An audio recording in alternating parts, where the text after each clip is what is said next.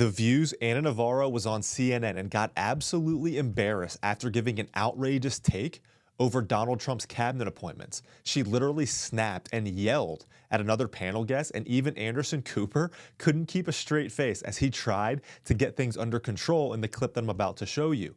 And speaking of unhinged takes on Trump's cabinet appointments, Bob Woodward, who is still riding the relevance coattails from his Watergate coverage, went on Jen Psaki to explain how Trump was giving the middle finger to the American people for selecting a certain cabinet member that for some reason the left just cannot seem to get over right now. I'm Zach Costello, and this is the Zach Costello Show. Jen Psaki hosted disgraced, warmongering, and 3 times divorced former Washington Post journalist Bob Woodward to ask him about the dangers of the Trump administration and his cabinet picks. He starts with a weird car analogy. Then Psaki asks him about Tulsi Gabbard, and listen to his answer. What to do?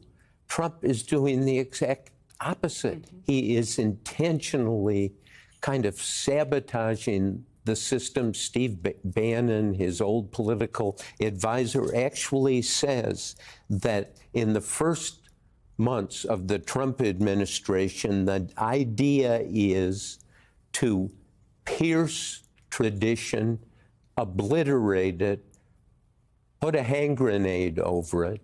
And so you see all of these appointees that Trump made, that he's standing by. What does he want? He wants a revolution where he controls completely. And to achieve that, he has to destroy the system. So driving down the road, check engine light goes on, he goes into a clown store. To a clown store. The funny thing is, he is admitting that the check engine light came on in the car. He's admitting that something is wrong in the car, and replace what he says there, tradition, with establishment, because that's what we're really talking about. I don't understand how the left cannot wrap their heads around the fact that, yes, the American people want a reform, a revolution of government. One of the main reasons that Trump was elected was to dismantle this fat, corrupt, wasteful bureaucracy that's been built up by the establishment the last 50 years and get the American government back working for the American people again. One of those individuals that Trump has selected to make this happen is someone who at great personal and professional cost has stood up to the deep state and establishment, Tulsi Gabbard, and listen to what they have to say about her here.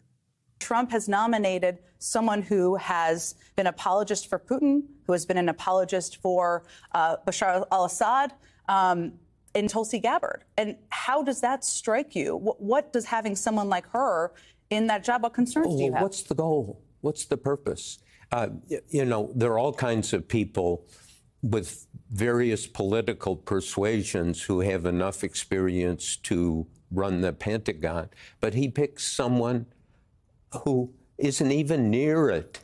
And you have to say, what is the goal? Having written 3 books on Trump, spent hours with him, the goal is to give him all the say, all the power. Real power is fear.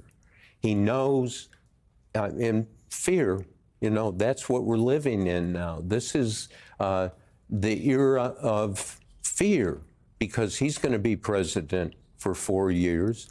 And if this is the idea, it is so, it's almost unconstitutional. Literally, it's not.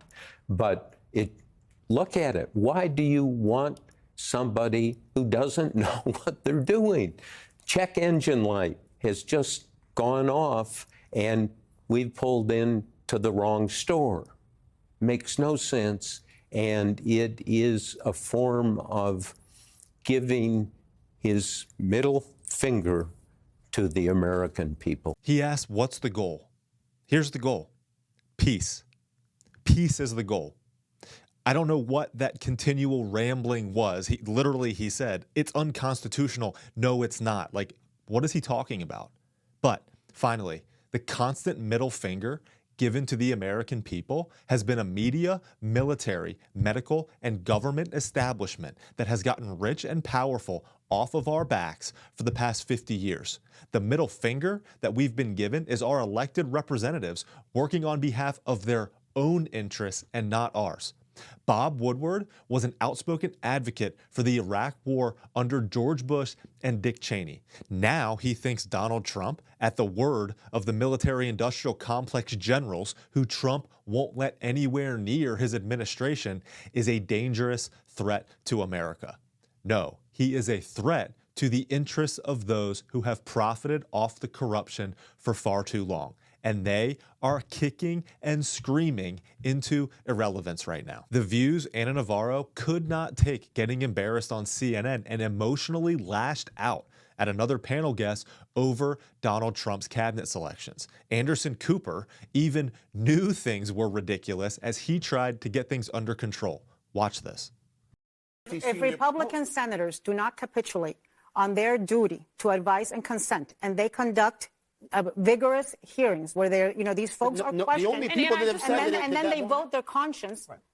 We shouldn't be having this conversation. But I can also tell you this. You asked a question about John Thune and whether or not what I believed about John Thune. I'll tell you this. No, I didn't ask you that. But I've known John Thune for 20 years. I know John Thune too. I worked for him. I think he's an institutionalist. Yes. And I think he's a good guy. And I hope that he will conduct himself as the new leader of the Senate and be ethical. This is one like thing he's that always been. MAGA doesn't understand about why John Thune was such a great selection is that he understands how the Senate works. He knows these rules and procedures. He knows what it takes to run the clock on a nomination. Listen, if Democrats want to make it painful and never get home to see their districts or their families, they can run the clock on every nomination. It also eats up floor time in order to get the agenda done that Donald Trump was elected to do on behalf of the American people. If Democrats want to jam the floor of the United States Senate and ultimately have a fire alarm pulled because they're unwilling to do both of their jobs, which are nominations, and not jam up the floor, and they want to run the clock, throw their hands or up they in the go air. to the legislative calendar. Democrats cannot throw their hands up in the air. Then they run the clock and they stop the American people from getting the agenda they want done. That's exactly what you're saying.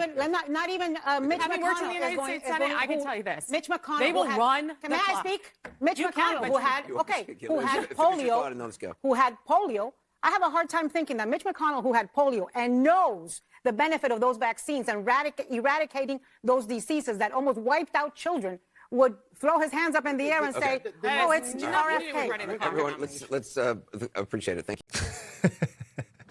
Oh my goodness. Okay. Donald Trump was elected to get this job done, and the American people democratically elected a conservative government to get this done.